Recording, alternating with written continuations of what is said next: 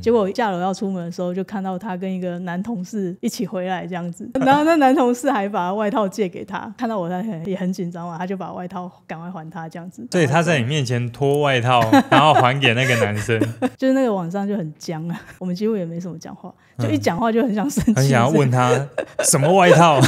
什么牌子的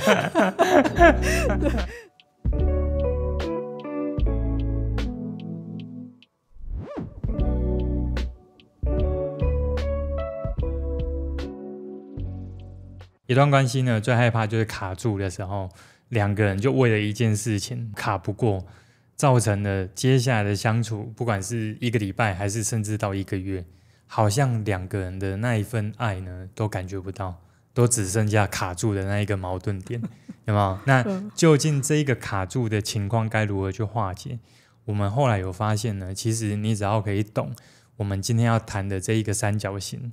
未来你在遇到相同的事情，你跳脱的时间就会快很多，甚至呢，你可以在你跟他的关系里面呢，换得更多的开心跟快乐哦。欢迎来到人生解扣方程式，我是 Jacko， 我是莫。这次呢，我们要聊的是一个叫卡普曼三角形。那这个三角形里面呢，总共分成是3个身份。第一个身份是拯救者，第二个身份呢是迫害者，第三个身份是被害者。我们先来谈拯救者的意思哦。拯救者他在谈的是说，他比较慷慨，他可能遇到事情，但是会想要去想解法的，然后他会很希望赶快去平息，那比较愿意道歉，比较会顾全大局这样哦。可是呢，到迫害者的时候，他比较是一种高高在上的，比较会指责、责怪啊、完美主义啊、不耐烦这一些哦。那到了被害者的时候，他比较容易进入的是一种比较被动，比较容易自怨自怜哦。那包含他在被害者的时候，可能也比较容易抱怨，错都是别人，责任在别人这样。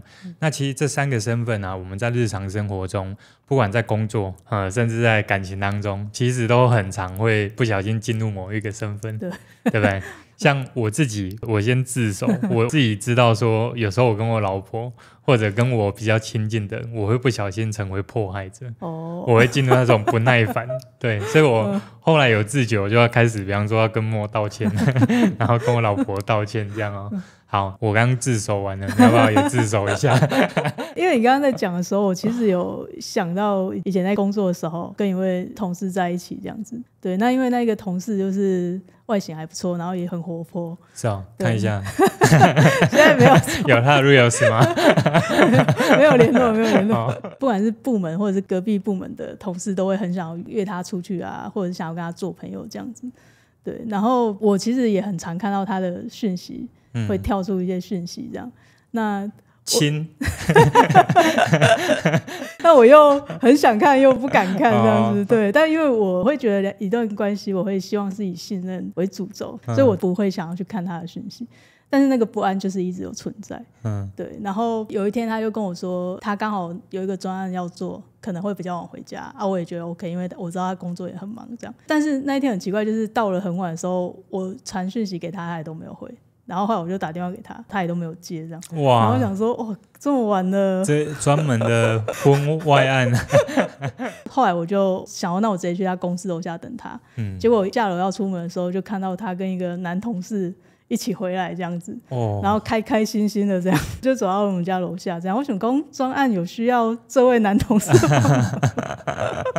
然后那男同事还把外套借给他，然后他最后就是看到我他很紧张嘛，他就把外套赶快还他这样子，然后那男生就所以他在你面前脱外套然后还给那个男生这个很怪耶。对啊，所以那个当下那个信任整个瓦解，就没有信任了，你很难用很理性的去想说我要再信任你，我觉得这件事太难了，所以我当下当然就很生气嘛，然后就一直也是骂他，就说你怎么可以骗我我还那么相信你，这样子，就是那个晚上就很僵啊，我们几乎也没什么讲话，就一讲话就很想生气，很想要问他什么外套什么牌子的然后后来他说他只是怕我担心，然后不敢跟我讲，但我当下其实你也会一直帮他想理由，会不会是真的很冷啊，会不会是真的没有干嘛，对，就只是送他回来啊之类的，你当然会帮他想理由。后来我也是有跟他道歉这样子，因为我还是希望关系可以维持啊，对。但是我觉得就是那3个角色，我自己感觉其实是那个3个角色一直在转换，就是从受害者到迫害者，又从迫害者到拯救者，然后自己又回来受害者的感觉这样。我们一开始会生气，就是因为进入受害者嘛，对，就你欺骗我啊，对，你害我痛苦啊，一切都你害的。所以当你跳到迫害者的时候，你那个当下在指责责怪，其实我觉得它的底层也是为了有点像是替自己发声，有点像是被伤害了。所以我觉得那个指责的动作出来之后，假设你过去对他没有那么生气过，那你到隔天的时候，你有可能心里在想的，你的那个拯救者的身份就会出来。对，就觉得好像我对他太凶。对，他也好像是我昨天那个太莽撞了，我失态了，对，你也觉得失态。跟他道完歉之后，可是其实你心里那个伤也还在。这里其实他刚好可以先带出来一个重点，我们至少要先知道这3个身份它分别其实作用是什么。因为我们一定会在这3个身份里面绕，只是哪一个身份我们比较常进去，对不对？那拯救者的身份往往他是希望顾全大局，甚至是他是希望可以让感觉赶快平复下来，所以他比较愿意道歉。可是呢，拯救者他本身竟然是要解决问题，有些时候如果他解决的问题只是2个人的感受或情绪本身，他很容易出现的是没有解决到真正的问题。对，没错。他只会很快的就是我让整件事平复下来，但是我心里的那一个疑惑还在，甚至我对你的不信任已经产生了。对。但是如果到被害者这一块，我觉得被害者他更像是一个，如果我们今天进入好，他这样做了，确实是他骗我，所以说谎这件事本来就不对。那我们往后再谈更深一层，那会不会是原本2个人在交友的这一个界限上是可以沟通协调，但是却没有？因为如果是可以沟通协调，但是却没有，好像我们就不一定只会那么单纯的站在那一个受害者的角度嘛，因为他跟异性出去还换外套穿，这是事实。对不对？可是如果说今天我们是还要继续再往下走，那我们可能真正要探讨的事情是，好，那你比较希望的交友范围是什么？就是说这件事情其实是可以协调的。对，那比方说如果他就说没有，我就只是喜欢跟那个学长出去做专案这样。那当他讲出了他心里想要的东西，可是我们这时候就要小心，我们不能进入那个迫害者，又立刻指责他说你怎么可以有这种想法？但是假如真的，因为这样就不是在沟通啊。对但假如我真的没办法接受他讲出来的那个理由怎么办？没有，现在不是要在乎他的理由，现在是2个人能不能协调那一条线。那假如我没办法接受那一条线呢？我们就走啊。因为我觉得之所以我们会很容易卡在一个点上，是因为我们不能接受这件事，而对方也没有想要改变，甚至对方心里想要的已经是我们底线之后的事情了。对啊，底线之后就是我已经完全没办法接受，这已经是我完全不能接受的事。那既然是这样，我就不会认为它是一个要沟通的题目，它更像是一个看懂之后你打算怎么做。就是他已经给你一个结果了。对啊，他已经告诉你他就是怎样的想法。那这时候如果我还来怪他说，哇，你怎么可以这样想？当然我也可以怪，只是这样怪了之后，好像我们就会陷在这里面。对，那我们如果跳脱那一个身份，其实我觉得在这3个角色里面，并没有一个是你的名字或我的名字，对不对？所以我们还是可以回到自己个人，然后我们重新来看待。那既然一段关系我有想要走，本来都是想要走得很长久嘛，可是如果我现在再透过这一次的事件，我跟他对话，我发现了他的线不是我可以接受的，那是不是我可以及早为了我的未来跟为了对方的未来，然后我做出一个取舍？但是这一个取舍我没有恨，我只是单纯看懂之后，我也没有打算要当被害者。对，那我知道你变不了，那我也没有打算当那个迫害者，就等于是我自己决定我要从这个关系里面跳脱出来。对，或者是从这3个角色跳脱出来。对，因为我觉得很多关系都是这样，他会经历到一种是透过相处你才会看到他的另外一面，然后当你看到他的另外一面的时候，我们会尝试去沟通或协调。那当然讲沟通或协调是好听一点，有些时候那个沟通就很有温度这样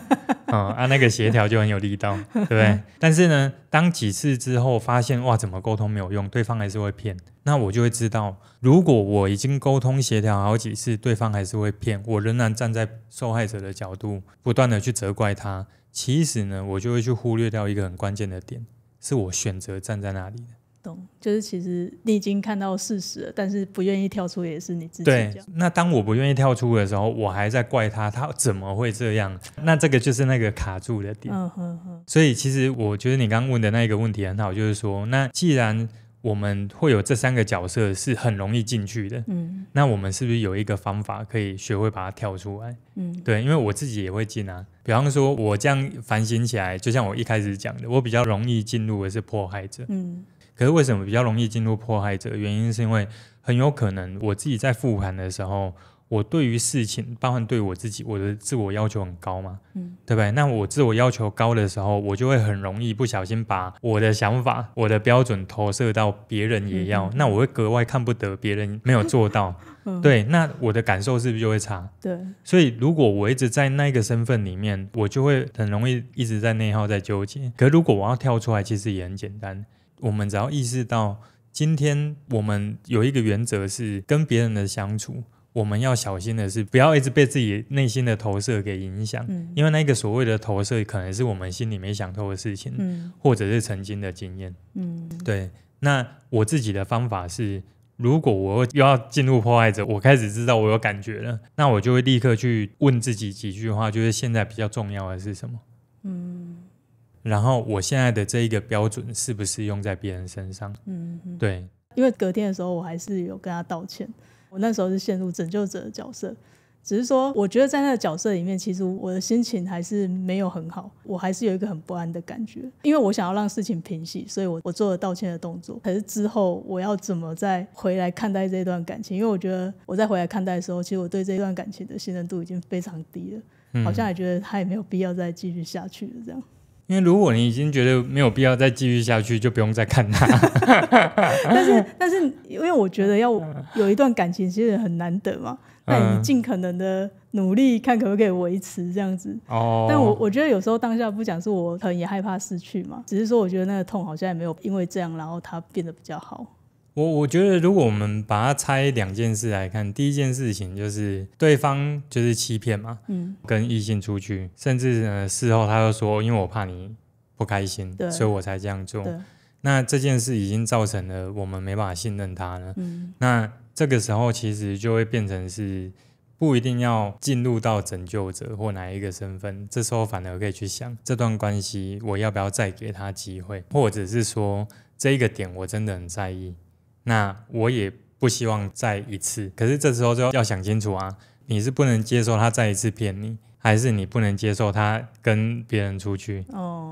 如果我们以着拯救者，有些时候会不小心出现的盲点，就是他会为了平息眼前的事情，而没有去把整个问题看得更清楚或探讨得更清楚。那我们的任务其实是，如果我自己心里知道我仍然是在意的，那我还希望试试看，那我就会去约他，跟他一起比较慎重的来聊2个人对于这个朋友之间边界的线该怎么拿捏，这样就是等各自心情可能都比较好的时候再来讨论这一件事，对，当下就先不讨论这样。对，可是我觉得还有一个关键点是，如果今天是我心里其实想要探讨，但是我不敢讲，那我们就要去想我的那一个不敢是因为什么？可能就怕失去啊。因为如果你是怕失去的话，不讲本身这个决定也已经注定失去了。真的，确实。如果从这里额外延伸一个小的题，在感情当中，或者我们跟一个人的相处，什么情况会让那一个不敢出现的次数比较多？就是我怕失去那段关系，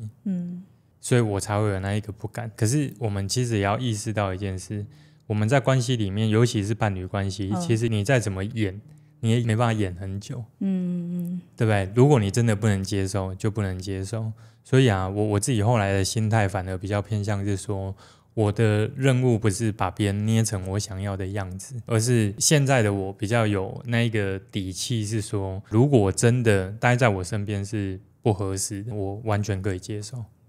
对，因为我心里的词也很清楚嘛，可是我们其实也一直在学习的是我如何去练习表态的同时，我不是在呛别人我不是在告诉说你就一定要这样哦你一定要这样不是，是我告诉你我希望的是这样，但是如果你真的比较想要的是另外一种生活形态，那我绝对祝福。对，就是彼此有一个讨论的空间。对，我觉得那个讨论空间更像是我们可以把彼此的真实想法丢出来，然后丢出来之后再来评断说，那到底这段关系有没有办法走很远？如果没办法走很远，那我们停在这一步也可以。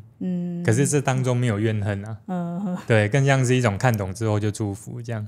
那最后其实我大概总结一下，这一集我们总共聊了就是卡普曼三角，它分别是拯救者、迫害者还有受害者。那我们如果要能够在生活当中你完全跳脱这3个身份也不可能。对，因为每天遇到很多事嘛， 对不对？可是我想讲的是这样，当有一天你想要有一套心理的基准原则，是进入到这些身份你又可以很快跳出来的，概念很简单，你大概记得几个原则第一个就是我们要记得我们可以为了我们自己人生的所有的事情，只要是跟我有关，然后是我有付出的，我有参与在其中的，我可以为我的部分去负责。那当我们可以以着为自己的部分负责的时候，我们就会除了受害者以外，一定会有其他的身份。但是第二个重点还是在我们也不要过多的去待在某一个身份太久，因为那一些身份它都会产生固定的视角。对，那在那个视角里面你就看不到其他的东西，那就比较容易卡住。所以呢，如果你意识到自己在某一个身份待太久的话，我们还是可以反复问一下，以着这段关系其实重要的是什么，哪些事是我们需要额外再聊开的，或者呢有些时候解决问题的本身不一定是你当下的思考，有点像你刚刚的题这样。你看刚刚莫是聊到说他的以前的一个伴侣跟异性出去，可是其实要解决那一题，重点不是在问他说你为什么要去，而不是卡在这一个点。我们真正要探讨的是，那可能要另外找时间协调的是双方在于人际关系这条线，能不能找到共识？对，所以有些时候你要解决一个问题，通常这一个解法会是在这个问题以外的一个更大的框架。对，所以这里呢是训练我们可以破框思考。那你像我自己在打造36度关系这堂课啊，我们会教到的就是除了我们如果在于相处的过程，我遇到哪几种身份，我进去的时候我用什么方法可以在几分钟的时间立刻就切出来，然后我们的想法可以比较开阔一些，包含我们该如何去表达想法，如何去察觉对方的底线，甚至呢我们在沟通的时候有没有哪一些方式是可以包含安排时间、安排做的地点，甚至你说话的语气语态，你使用的措辞，说话的顺序，该如何在表达的时候让对方感受上都不会觉得你是要攻击他，而是真的可以两个人好好讲。那这一些是在2天的工作坊都会带给大家的。所以如果有想要更快去精进我们的沟通能力，把握住现在很重要的关系，推荐大家可以来上打造36度关系沟通工作坊。好，这集就聊到这边咯，我是 Jaco， 我是莫，我们下集再见，拜拜，拜拜。